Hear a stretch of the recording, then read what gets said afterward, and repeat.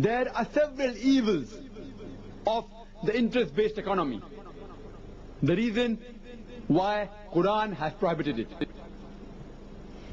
For example, if a person takes loan from the bank and say the cost price of a particular article is 100 rupees.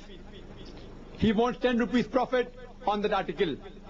So his selling price will include the 100 rupees cost price, the 10 rupees profit, as well as the interest he's paying.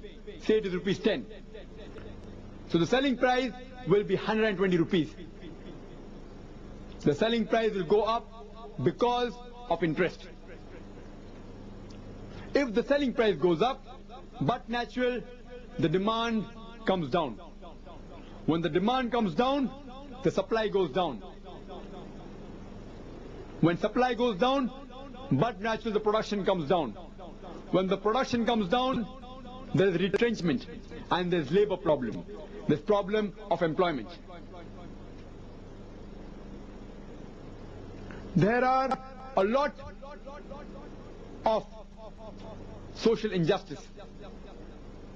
For example, if a person takes loan from the bank, irrespective whether he makes a profit or goes in loss, he has to pay that fixed amount of interest in the time stipulated. Even if some calamity befalls his family, like floods, earthquake, etc., still the person who has taken loan has to pay that amount along with interest. There is no social, there is social injustice. Irrespective whether the businessman goes in loss or profit, he has to pay that amount. There is no social consideration also. For example, if two businessmen, they come to ask for a loan from a bank, from the modern bank. One businessman wants to open an alcohol factory, and the other businessman wants to start a school.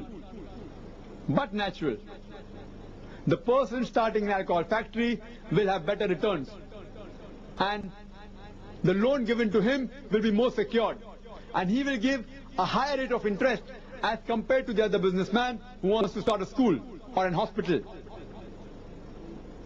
There is no social consideration. The modern bank is only interested in getting bigger returns. It's not bothered whether you open an alcohol factory or a gambling den or a school or a hospital. That's the reason that if you analyze in the 80s, most of the modern banks, they financed gambling dens. That's the reason you will find that hundreds and thousands of gambling dens had been opened in the 80s throughout the world. All the banks financed gambling dens, gambling dens, gambling dens. Though theoretically, the modern banker will tell you that even we have social consideration, and for name's sake, he may give a loan to a few social projects. But majority of his loans, if you analyze, are not based on social consideration. It's based on better interest. According to the modern banking, it encourages a person to store money. It encourages a person to keep the money idle. That you keep so much money in the bank and you get a fixed return of 10% or 12% every year. It encourages a person to store money. And lastly, the power is concentrated in the hands of few people. That is the bankers. That's the reason that a small percentage of people, that is a small community, that is the Jews, which are controlling the major modern banks of the world. Today they are controlling the full world. The power today is mainly in the hands of the Jews, because though they are negligible in percentage, they are controlling most of the modern banks. So because of the modern banking system, power is concentrated in the hands of few individuals.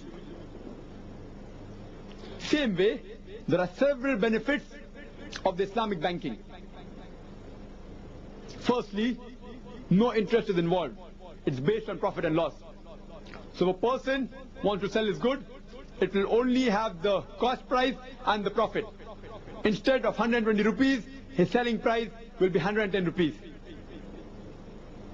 If the selling price comes down, the demand increases. If the demand increases, but natural supply increases. Supply increases, the production increases. And but natural, there is more labor for the people. And it encourages the people to work and to strive. It encourages a people to earn the living.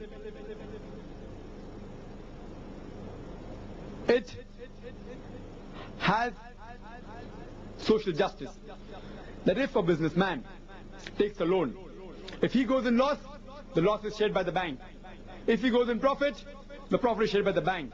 And if he takes a loan, and if certain calamity befalls him, but natural, the Islamic bank gives him more time to repay, not like the modern bank. The more later you pay, you have to pay a bigger penalty. In the Islamic bank, they give more time. And many a time, if they find the situation very bad, they also let go of that loan. There is social consideration. You cannot give loan to any businessman who is doing any activity against the Islamic Sharia. Any activity which is causing harm to the society. For example, if a businessman wants to open an alcohol factory, and if he approaches an Islamic bank, irrespective, even if the businessman says, I will give you 100% of my profit, still the Islamic bank will not give a single pie loan to that businessman because he wants to start a project which is harmful to the society, which is against the Sharia. So in the Islamic banking, there is social consideration.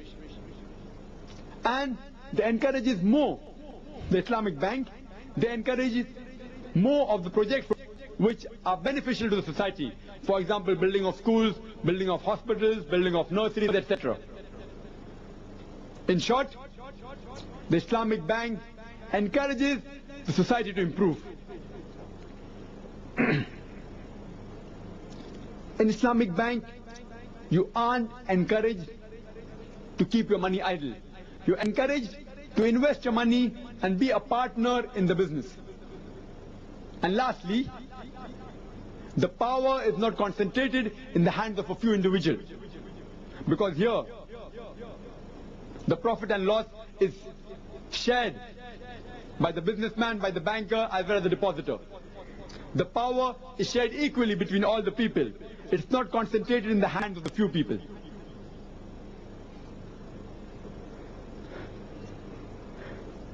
The great philosopher Aristotle, he has given a beautiful definition of interest. And Aristotle defines interest as an earning based on the use of money and not on labor. And all such earnings are against nature. According to Aristotle, interest is an earning based on the use of money, not on labor. And all such earnings, that is, all such interest, are against nature.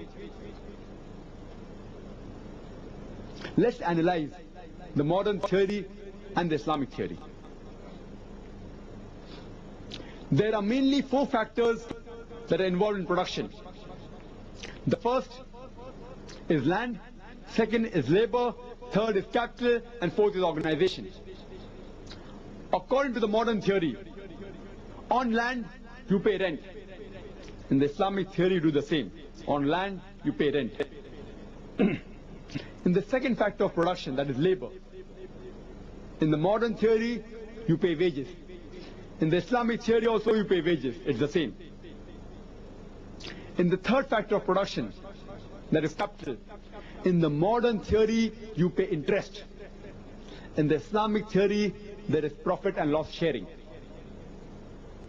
And in the fourth factor of production, that is organization, in the modern theory there is profit and loss sharing. In the Islamic theory there is profit and loss sharing. So the major difference in the 4 factors of production is the third factor, that is capital.